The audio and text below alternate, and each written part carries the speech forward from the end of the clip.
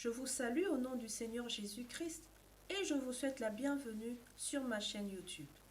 Je suis Priscilla Kaninda et c'est toujours avec joie que je me tiens devant vous pour partager la parole de Dieu. Aujourd'hui, nous allons aborder un nouveau thème. C'est celui de demeurer en Christ. Je vous invite donc à lire ensemble avec moi Jean 15, verset 4.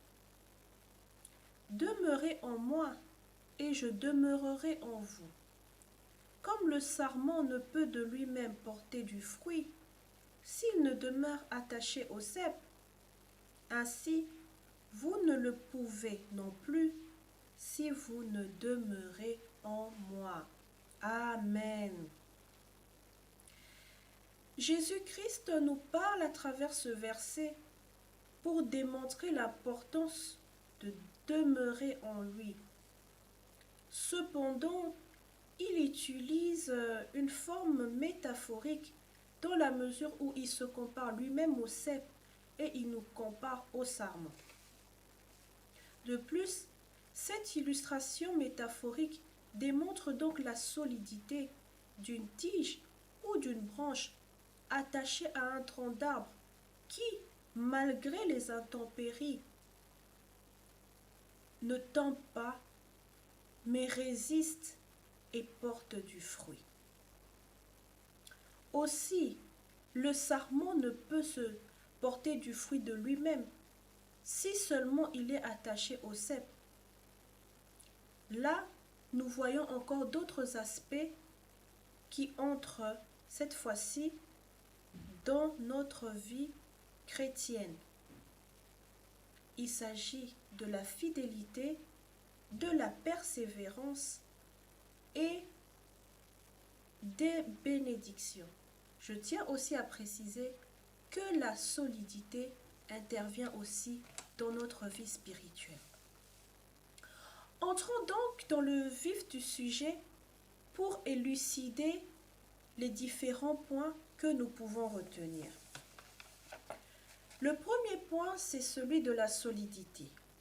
De par sa définition, la solidité est le caractère de ce qui est effectif et durable, c'est aussi ce qui est résistant. Le cep qui caractérise la personne du Christ est une personne qui, de son vivant sur la terre, résistait au diable, résistait aux épreuves, résistait aux tentations. Le Christ ne s'affaiblissait pas. C'est pourquoi il est important de nous attacher à Jésus-Christ afin de pouvoir résister aux situations qui peuvent nous affaiblir dans notre vie de chaque jour. Le deuxième point, c'est celui de la fidélité. Jésus-Christ est resté fidèle envers Dieu durant toute sa mission sur la terre et il a été constant dans ses sentiments. Il y a des moments où il se sentait rejeté, on l'injuriait, mais ça ne l'empêchait pas de changer de chemin. Il continuait à parler de son Père qui était dans les cieux, à prêcher la bonne évangile pour le salut des âmes. Il y a eu des moments qui ont été très sombres dans la vie du Christ, très difficiles. Luc 22, verset 42 nous dit même que Jésus-Christ a dit « Père, si tu voulais éloigner de moi cette coupe, toutefois que ma volonté ne se fasse pas, mais la tienne. » L'épreuve de Jésus-Christ était très difficile. Je ne pense pas que ça pouvait dépendre de lui, puisqu'il était attaché à Dieu. Mais c'était des situations en tant qu'être humain qui pouvaient lui faire perdre la fidélité qu'il avait envers Dieu.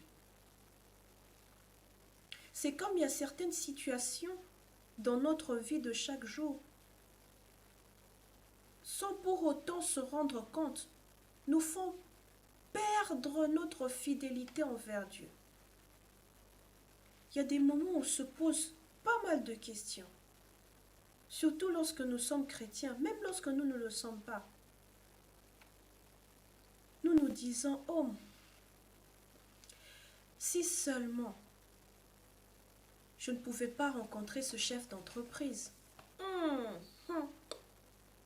Et si seulement je ne pouvais pas me faire enregistrer dans cette école. Si seulement je ne pouvais pas rencontrer ces personnes.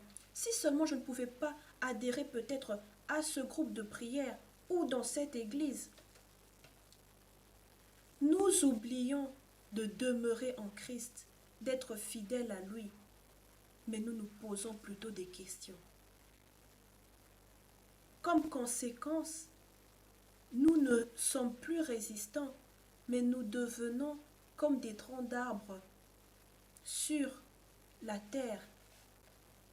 Le vent peut souffler et nous emmener partout. La terre peut nous enterrer. En cas de pluie, on peut être mouillé de tous les côtés, de tous les sens.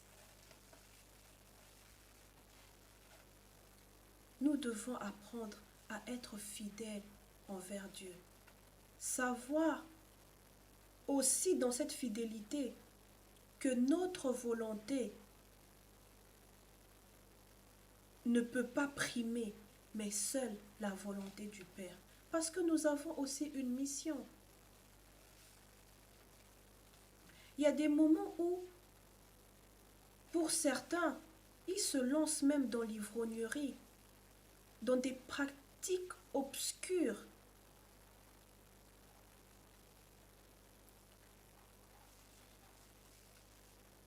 Il est important de rester fidèle à Dieu et de faire la volonté du Père. Troisièmement, la persévérance. Persévérons. Continuons notre chemin avec Christ sans se relâcher, sans perdre espoir. Prions. Maintenons ce feu dans la lecture biblique, dans la méditation de sa parole. Ne partons pas seulement à l'église juste pour recevoir, que ça nous fasse à nous du bien. Mais apprenons aussi à partager cette expérience merveilleuse, quand bien même aussi difficile, avec nos prochains. Ayons le temps pour Dieu. De la même manière que nous avons le temps pour nous-mêmes, ayons aussi ce temps-là, consacrons aussi ce temps-là pour Dieu. Luttons. N'abandonnons pas, malgré les injures, malgré les obstacles. Persévérons.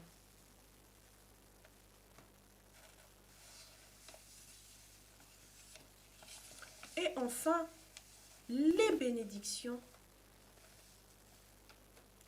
Jésus-Christ dit, comme le sarment ne peut de lui-même porter du fruit s'il ne demeure attaché au cep. Nous ne pouvons pas être une bénédiction pour nous-mêmes ainsi que pour les autres si nous ne sommes pas attachés au Christ. Et là, je parle des bénédictions spirituelles, comme le dit Éphésiens 1, verset 3. Béni soit le Dieu et Père de notre Seigneur Jésus-Christ, qui nous a bénis de toute bénédiction spirituelle dans les lieux célestes en Christ. Bien-aimés, demeurant attachés en Jésus-Christ et il demeurera en nous. Soyons fidèles envers lui. Il manifestera sa fidélité envers nous.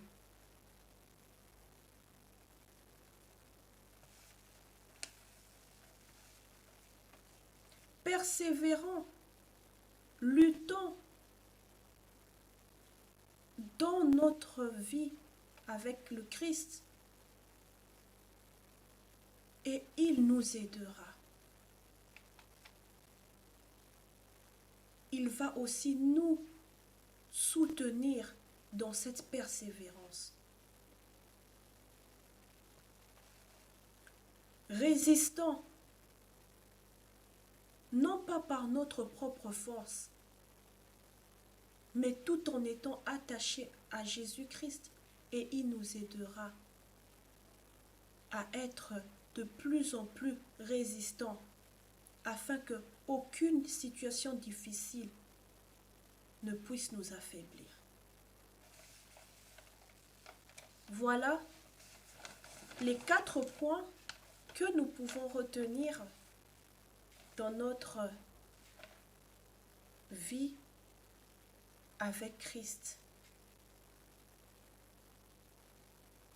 Bien-aimés, je sais que la vie avec Jésus-Christ n'est pas toujours facile, mais le plus important, c'est d'être attaché à lui, de demeurer en lui, et il demeurera en nous. Ensemble avec lui, nous irons de l'avant pour sa seule et unique gloire. Si vous aviez eu dans votre marche avec le Christ détourné le chemin sans pour autant vous en rendre compte, je vous prie de prier avec moi. Prions ensemble et ayons tous la foi que Dieu fera quelque chose de nouveau. Mais si vous n'avez pas encore accepté le Christ dans votre vie, je vous prie d'accepter Jésus-Christ dans votre vie comme votre Seigneur et votre Sauveur, avant qu'il ne soit trop tard, car nous ne connaissons ni l'heure, ni le jour où le Christ viendra. Personne ne connaît, car il viendra comme un voleur. Ça peut être au moment où je vous parle, ou au moment où vous suivrez la vidéo. Ça peut être dans 5 ans, 10 ans, ça peut être demain, on ne sait pas. Posez-vous la question, si vous n'acceptez pas le Christ maintenant, où est-ce que vous irez? Prions ensemble. Père éternel, Dieu de gloire, Dieu tout-puissant, nous te disons merci pour ce message. Nous te disons infiniment merci. Nous te rendons la gloire et nous te rendons l'honneur. Père, pardonne nos péchés, car nous ne sommes pas purs et agréables devant ta face. Pardonne-nous, lave-nous par le sang de Jésus. Nous invitons le Saint-Esprit de venir nous éclairer, de venir nous aider dans cette marche avec toi, afin que nous puissions totalement demeurer en toi et que tu demeures en nous, que nous puissions être résistants à toute forme d'épreuve difficile, que nous puissions être fidèles, que nous puissions persévérer et que nous soyons une bénédiction pour les autres, pour nous-mêmes aussi. Père, nous t'invitons dans notre vie et nous t'acceptons comme notre Maître et notre Seigneur. Donne-nous la force et que seul ton nom soit glorifié à jamais, au siècle des siècles. Amen. Bien-aimés, je vous remercie pour le moment que vous aviez eu à consacrer en suivant ce message. Je vous prie de partager ce message avec vos proches, dans vos communautés, dans vos églises, pourquoi pas, dans vos groupes de prière, cellules, et de prier, de vous encourager dans la prière, dans les témoignages, pour la gloire de Dieu. Je vous aime beaucoup et je vous souhaite une très bonne semaine en Jésus-Christ. Shalom.